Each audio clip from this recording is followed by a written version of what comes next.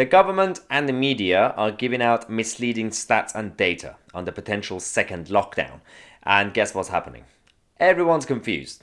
Now, in this video, we're going to talk about today's press briefing that Patrick Vallance and Chris Whitty gave, the government's medical and scientific advisors and officers. Before I start, I know that you guys as subscribers have different views. Some people are pro-lockdown, some people are anti-lockdown, some people are just in the middle. This has nothing to do with any of that. It's just about facts and also the reality of what's happening now. So everybody knows what's happening with the virus and all that stuff. But we're going to talk about the strategy of the government and why the media are lying about what's happening. So let's start with this, because the government are now obviously introduced £10,000 fines for people who fail to self-isolate. The people who want to go to Tesco to get milk. This is actually embarrassing now, because even the first lockdown, and even it wasn't as robust as Italy or France or any of those countries, even Spain, but we didn't have any of this, and people obeyed. So as government, if you want to introduce a second lockdown, I don't care if it's right or wrong at this point. When you did the first one, everybody did it anyway. So this £10,000 fine is just kind of over the top.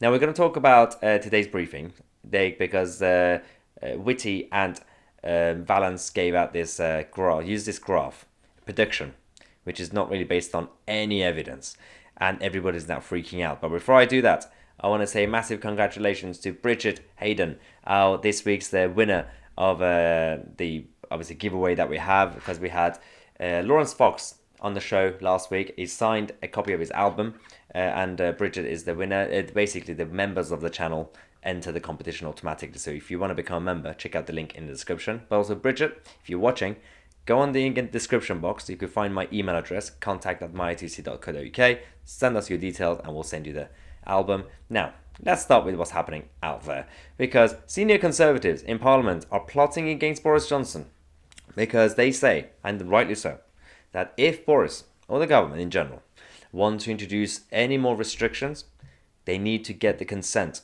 of the people and Parliament. Because whether you like it or not, MPs represent the people. And I know what some of you are going to say. Obviously, MPs are going to go with it. Yes, I get it. But it's the principle. Yeah, government and the executive can't just randomly introduce things. It is not some sort of executive order from the White House.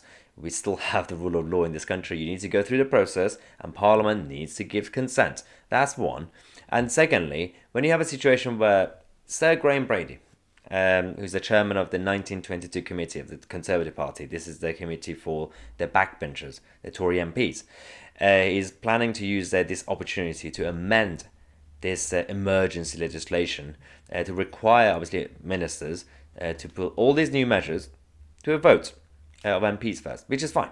We need to do that because we had the situation where, months ago now, back in March and April, the government introduced this emergency bill to take back control, to take full control of the whole lockdown without getting any consent from the government, from the Parliament, sorry. And now they need to review that. We need consent from Parliament. I know it's meaningless, but we still need to, otherwise it's tyranny. Although, having said that, when you have people like him, Sir Keir Starmer, the opposition leader, who said that I don't really care what the government does, I don't really care about the measures, I'm just going to say yes. I mean, do you remember when we used to have opposition? You used to have government and opposition. Opposition used to scrutinize the government. Again, this video is nothing about, at this point, I'm going to give my views in a minute, but it's not about pro or anti-lockdown or any of that stuff. That's a whole different story, and we're going to make more videos about that. This point, this is just about parliamentary procedure. And so today, we had these two, Vallance and Whitty, who the obviously scientific and the medical officers and advisors coming out to talk about the latest data. They promised us, they said, we're going to have a briefing. We're going to compare the data from across Europe. They said that. And then we're going to talk about what's happening in this country.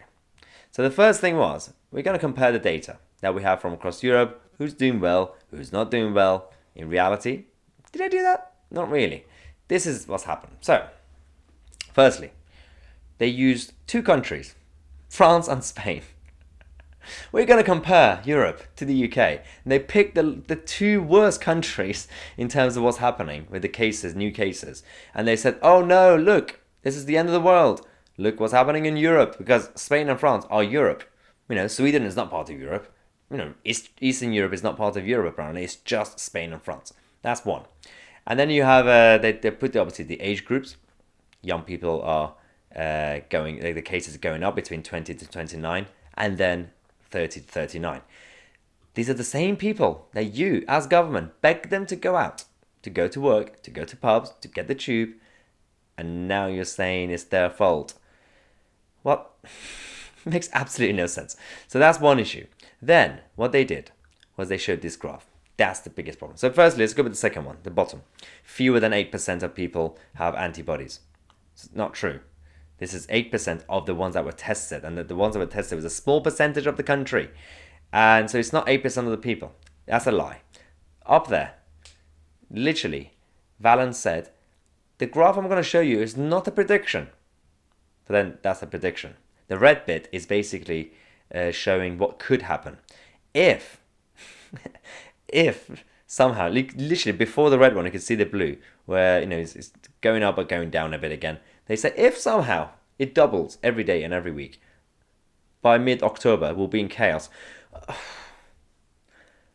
You can't do that. And also, these guys, they say this is not a prediction. They showed the graph. They didn't take any questions from the press. There was no scrutiny. There was no explanation. And guess what the media did? The mainstream media spent the whole day just talking about this graph, saying we're all going to die. This is not evidence-based politics. And it is politics, whether you like it or not. Now, we have this Monday, we received a lot of questions about this and everything else from the members of the channel. Let's go to the first question and see what's going on. So, Sarah says, hi Maya, my question is, how much power does the company Serco have in this country, and should it be investigated? The reason why I say this is that they are behind the accommodation of illegal migrants and the NHS track and trace. Yes, so, I'm a capitalist. I'm still in favor of having private providers. I'd rather trust them than bureaucrats. But Serco is the most powerful yet underrated or less known company in the world. They have contracts with the government, especially the UK government, and they are running a lot of things. A lot of them not really well. Track and trace, not working. Illegal migration, not working. A lot of the defense parts, not working. So this is absolutely ridiculous. You need some scrutiny. I absolutely agree, Sarah. We need to hold them to account. We need proper investigations, and it's nothing to do with being anti-private providers. Serco are a bit dodgy, and they need to answer some questions. Next, Mary Davis. Hello, Mary. She says, Parliament must sit again to debate and vote on all these threats and diktats. The Prime Minister is only listening to a few scientists and not the many who do not agree with Mr. Whitty and Mr. Hancock. Measures bar distancing taken to date are not working. Another lockdown will not prevent more infection. So this is the whole point. And she's talking about Sweden as well. Mary is right. You need scrutiny. And when we say Parliament needs to vote on it, as I said earlier, we know that MPs are going to vote with the government anyway.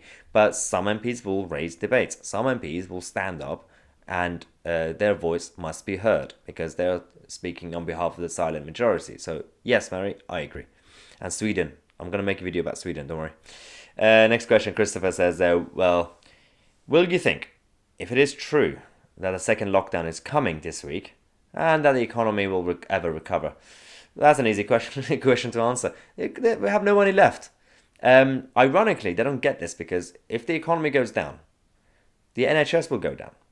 And then people will go down. There's absolutely no logic or rationality behind this because they are being driven by the media and people like Piers Morgan. This is what they're doing in Downing Street. It makes absolutely no sense. This is not a government bashing video. It's talking about logic and common sense here. So, second lockdown. I don't think they are going to do a full lockdown. I'm saying this. What if they do? I'm going to look like an idiot. But they have considered, and I have contacts from the Department of Health who are pushing for a 2-week full lockdown. So by the time you watch this, tomorrow, Tuesday, they might actually say something about that. Don't think they can do months of full lockdown. That's absolutely ludicrous. They have no money left. They can't extend the furlough scheme. So I don't know what's going to happen. I don't know. Let's see. God help us all.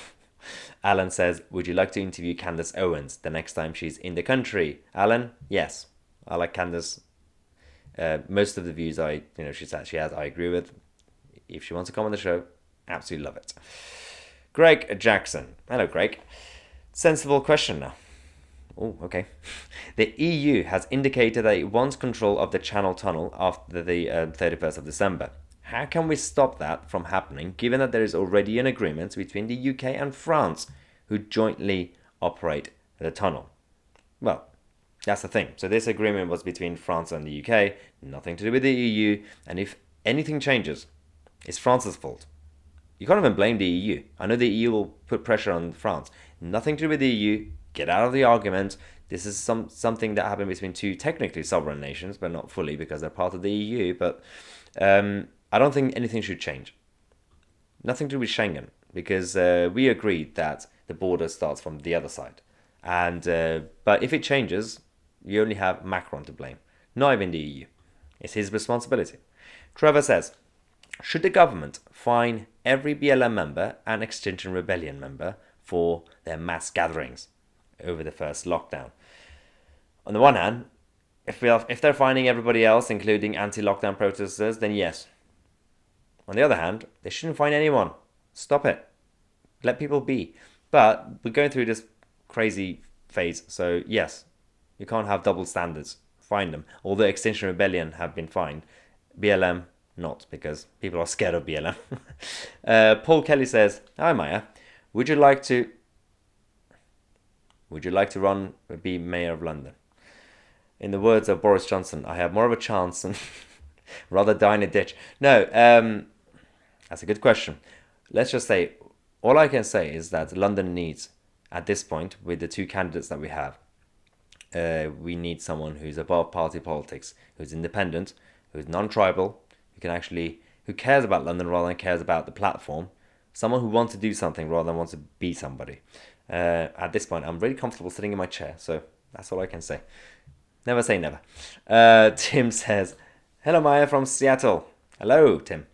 I was wondering if you could give us all a better idea of your working day with Lacey. I assume it is not a regular 9-to-5 day. Oh no, it's not. It's worse than that. Does it start with a review of the papers or TV news? How do you choose what to cover in the videos? Well, this is actually fun. So, Tim, it's actually 9 to 6, and I stayed longer, and Lacey goes out. So, for those of you who don't know, Lacey's my producer. Sometimes we do videos together, and we're working on a new format. So, yeah, we come in the morning, and we obviously check the news. We go through Twitter and everything else, BBC Parliament. And throughout the whole day, obviously, Lacey gets in touch with you guys as the members of the channel, especially, and the subscribers, replying to the emails and everything. And she's obviously running our merchandise page. For those of you who don't know, we have the new merch. We are the media. Got the t-shirts, coffee mugs, phone cases, and members of the channel, you guys get 10% discount. If you want to get your discount, become a member. There we go. Where is it? There we go. Yeah. youtube.com/my2c/join. The link is in the description. You could get you the 10% discount. I also get a lot of other perks. So Lacey is responsible for that. Also, Lacey is responsible to make sure that I actually do my work, not take naps. Not that I take naps in the office, but sometimes I fall asleep. Yeah, so obviously we have a lot to do now. We have a lot of new segments. We've got obviously once a week the special guests that we have on the show. Otherwise, then the rest of the day we do the vlogs that you guys see on Saturdays. It's going to come back next Saturday, don't worry, or this Saturday. And then we just go through the whole day to make sure that we are up to date with the news. Most of the time, what we do is kind of not even 9 to 5 or 6, because sometimes it goes over, sometimes we work weekends. It's a bit of a chaotic situation, but it works because we're doing it for you guys, because we've all been let down by the mainstream media. It doesn't matter because we are the media now. Thanks again for watching. Make sure to subscribe to the channel, become a member, get your merchandise, and Bridget, go on the description, send me an email with your details, and Lacey will get back to you and send you the Lawrence Fox album on my TC. I'll see you guys in the next video.